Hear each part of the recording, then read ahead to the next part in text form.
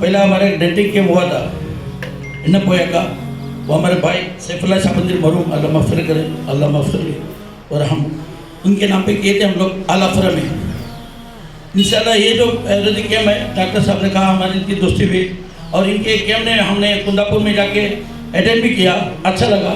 और उन्होंने कहा कि हम लोग देखेंगे और उनको दवा भी फ्री देंगे, उनकी खुद हॉस्पिटल है और नज़दीक है हमारे कुंदापुर में, और उनके कॉलेज पे है, तो एडमिशन भी ले सकते हैं, हम लोग उसका फ़ायदा भी उठा सकते हैं।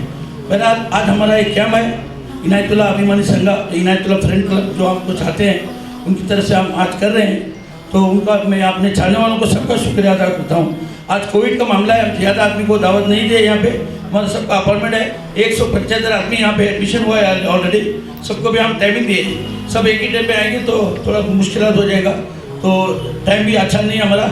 पहला जो कोविड का मामला था, फिर मामला ख़राब है, अभी हम अल्लाह से दुआ करते हैं कि मामला अच्छा होने दो।